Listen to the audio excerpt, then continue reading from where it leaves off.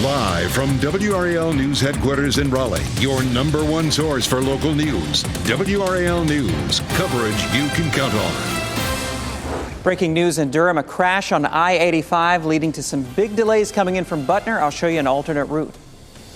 Right now at 6, Durham police are working to find out what led to 3 people being shot on a busy street. What we know this morning about the conditions of those people. And another very warm day for it today. We'll see a couple more of these before a front really changes things just in time for the weekend.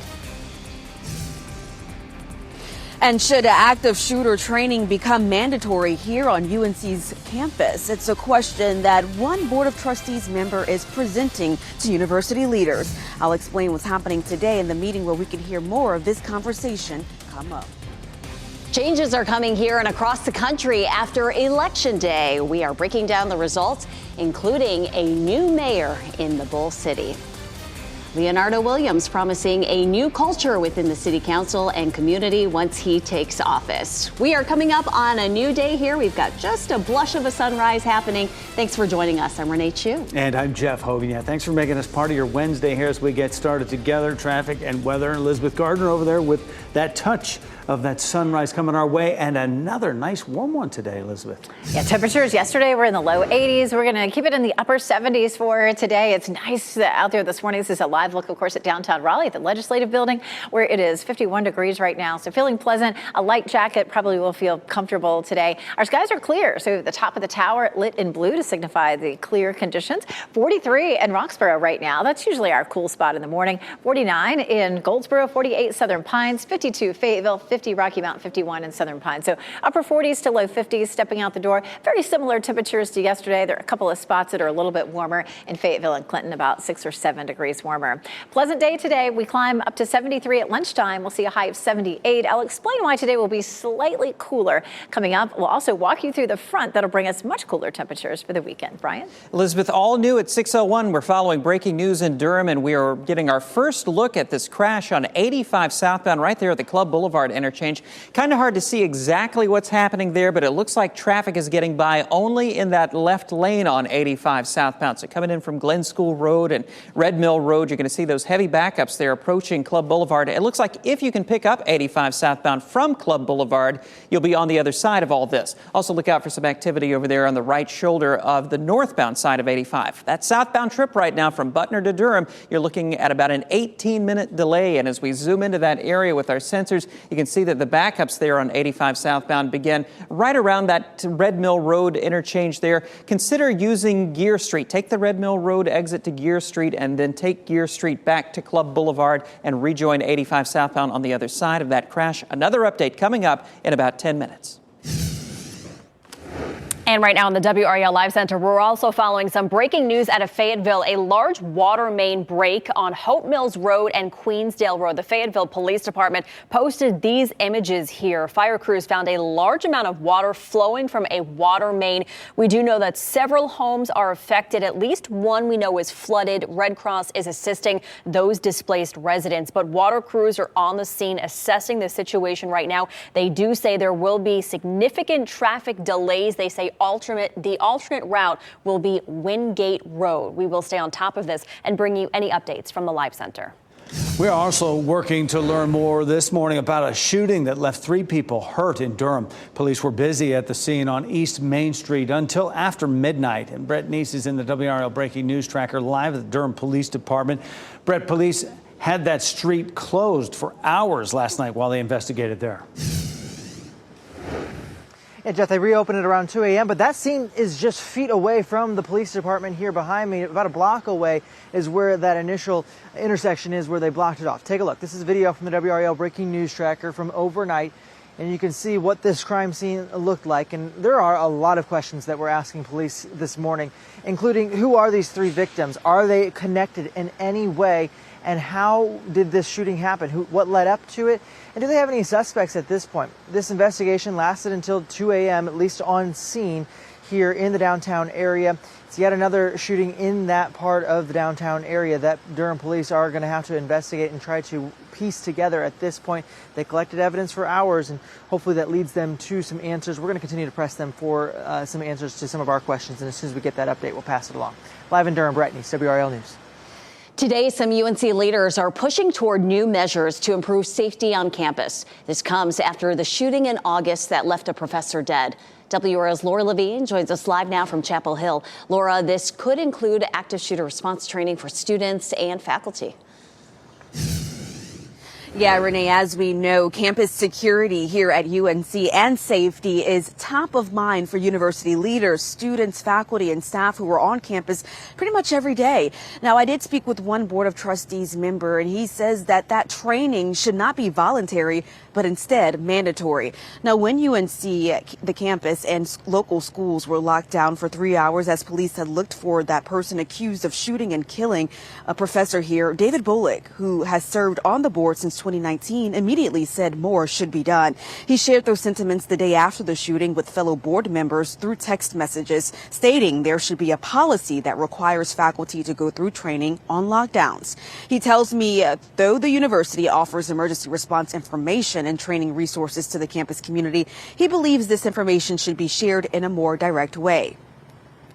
Next steps, I do believe, will include some active shooter training for students and faculty, the implementation of additional cameras on campus, and at some point, the implementation of license plate readers along our streets. And here's a look at what's also happening next. University leaders and university police are working on a full debrief of that shooting that took place on August 28th. He says that will not be presented at today's meeting, but it will be a topic of conversation. That meeting begins at 10 a.m. Laura Levine, WRAL News. We're live in Chapel Hill. 2 Robeson County deputies are recovering from surgery this morning after they were shot in a shootout with a murder suspect in Maxton. Robeson County Sheriff Bernice Wilkins says murder suspect Sean Locklear shot both deputies and ran over one with his own patrol car. Deputy Jonathan Walters was shot in the lower body. Deputy Kaylin Locklear was shot in the upper body. Despite the deputy and the suspect having the same last name, there is no relation between them. Deputies returned gunfire, shooting Sean Locklear 4 to 5 times. He's in critical condition. The SBI is investigating. Now turning to the results of local elections, including in Durham, where voters have chosen their new mayor. City councilman and business owner Leonardo Williams is now the city's mayor-elect. More than 63% of voters chose him over challenger State Senator Mike Woodard. Minutes after the results were confirmed, Williams spoke with WRAL about his priorities for the Bull City. Day one, there's going to be a new culture, being able to work together, a functioning council. I really want to reintroduce Durham to the state of North Carolina. This race represented unity. Williams was elected to Durham City Council in 2021. He'll be sworn in as mayor next month, replacing Elaine O'Neill, who chose not to run for re-election. Nate Baker and Carl Rist will join Durham City Council. They have at-large seats. Incumbent Javier Caballero was also re-elected. Monique Holsey-Hyman did not get the votes needed to serve another term. The embattled city councilor faced allegations of bribery, but was later cleared by the State Bureau of Investigation. In Fayetteville, Mitch Colvin will continue as mayor for a 4th term. He easily beat his opponent, Freddie Dela Cruz. Colvin was first elected mayor in November of 2017. He is the city's longest-serving black mayor. Chapel Hill will have a new mayor. Jess Anderson won the race with more than 58% of the vote over challenger Adam Searing. Anderson has been a Chapel Hill Town Council member since 2015. She will replace Pam Heminger, who chose not to run for a 5th term.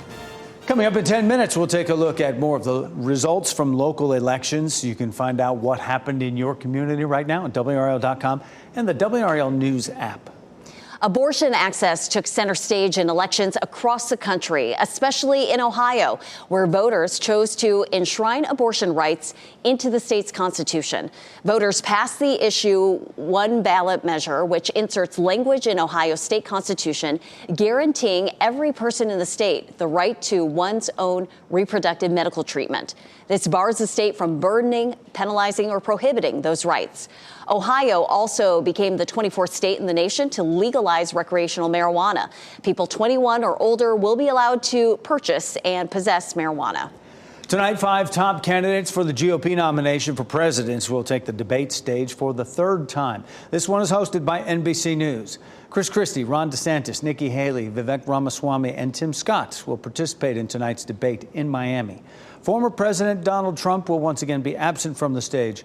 NBC Nightly News anchor Lester Holt and Meet the Press moderator Kristen Welker will moderate, along with Hugh Hewitt from Salem Radio Network. You can watch that debate live right here on WRAL starting at 8 o'clock. And coming up this morning on Today, live coverage from Miami ahead of tonight's debate. Craig Melvin talks with the chair of the Republican National Committee about former President Trump's strategy. Today airs at 7 o'clock right here on WRAL. A big reward is being offered for information after a mail carrier is robbed in Raleigh. Investigators say the robbery happened at an apartment complex in the middle of the day. Also coming up, the ever-popular People magazine's Sexiest Man Alive. It's Dr. McDreamy, actor Patrick Dempsey. We'll fill you in on what he's been up to lately and what he has to say about getting this honor. Let's get to one of the smartest people alive, meteorologist Elizabeth Gardner. My tracking goodness. another warm day, Elizabeth. But we do have some warm temperatures in our forecast, definitely. Maybe the warmest temperatures. Wednesday, today, 78 and Thursday, 81 degrees. We'll talk about when our temperatures drop back to normal coming up. As you get into your car, tune to WRAL News Plus on your radio. In Raleigh on 99.3 FM. In Durham, 96.5 FM. And everywhere on 101.5 HD3.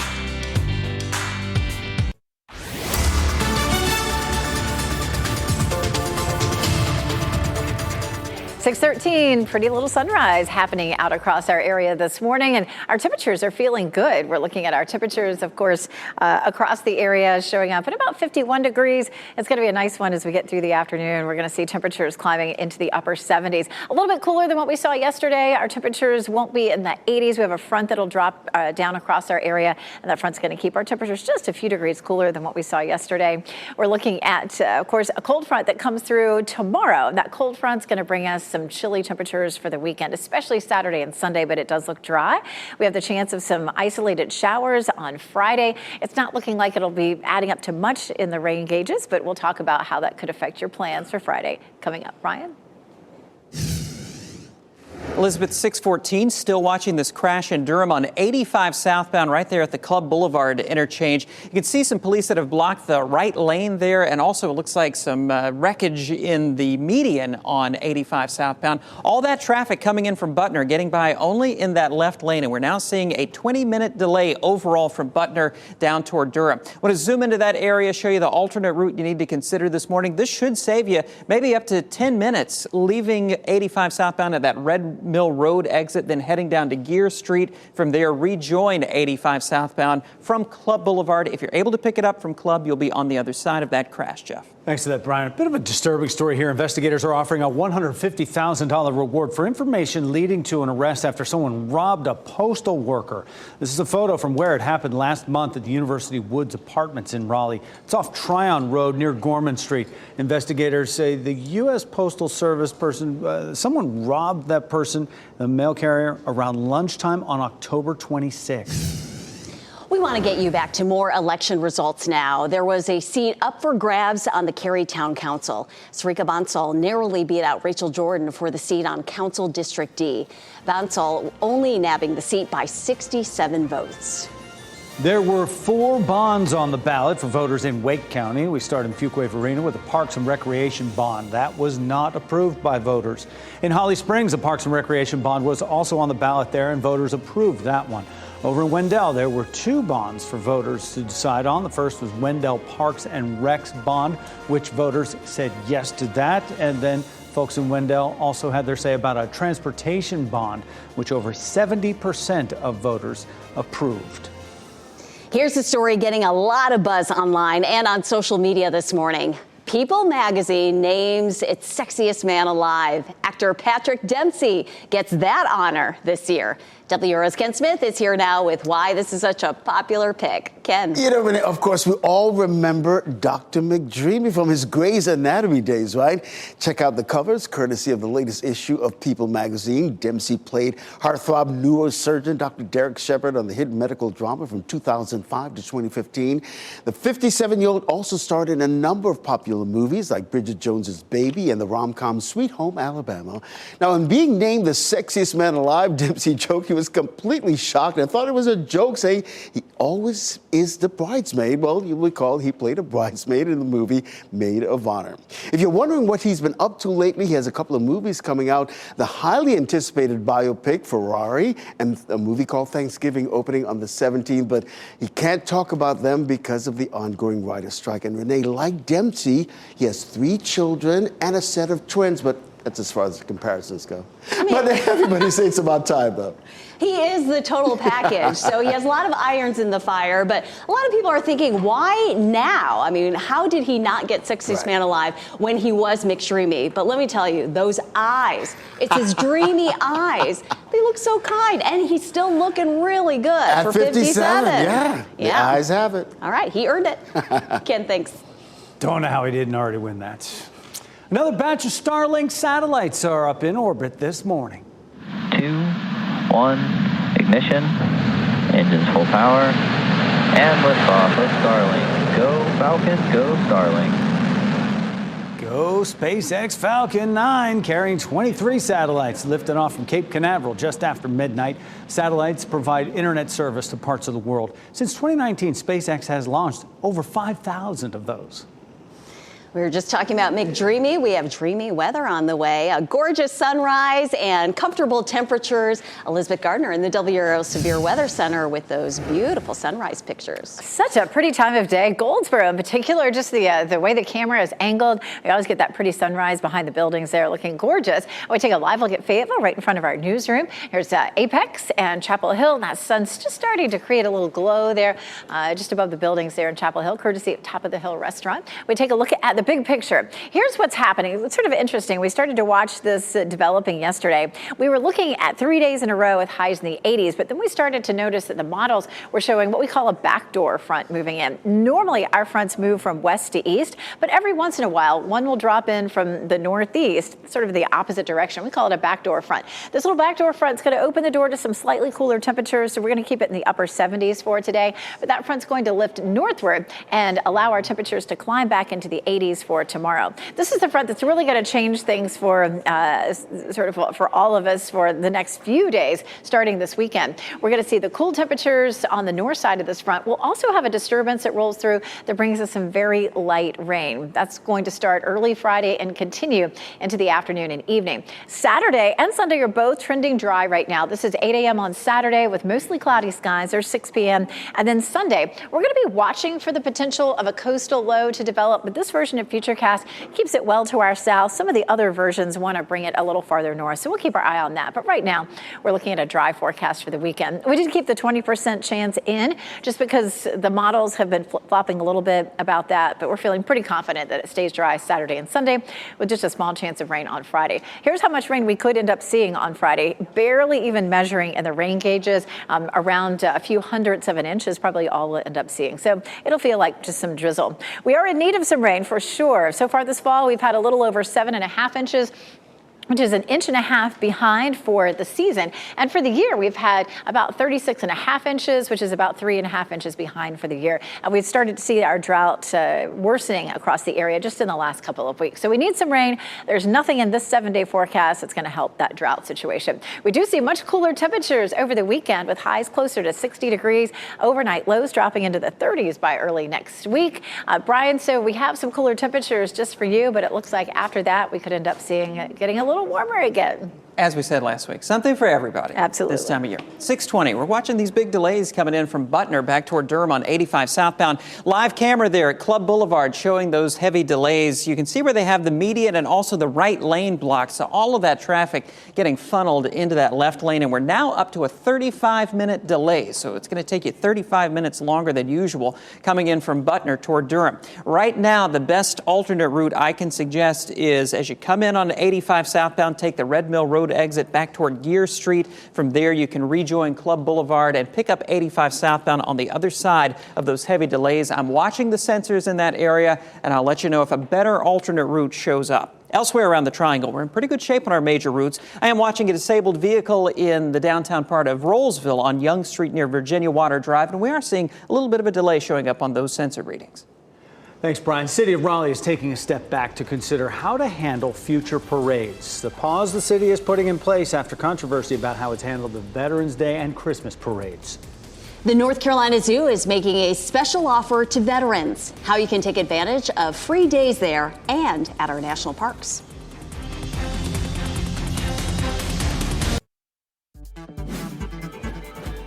This What's Trending report, sponsored by Rug & Home. Bob Newhart is reflecting one of his most recognizable roles 2 decades later. Brian Schrader here now with What's Trending, Brian. Bob Newhart's one of my favorite entertainers, for sure. And in a new interview, the comedian says that his role of Papa Elf in the Christmas classic Elf outranks any other role he's ever played. Elf first hit movie theaters 20 years ago this week. And Newhart says he knew it was going to be a timeless role the first time he read the script. 20 years ago. He's 94 years old now. Wow. And he told his agent at that first read, he was like, this is going to be the next Miracle on 34th Street.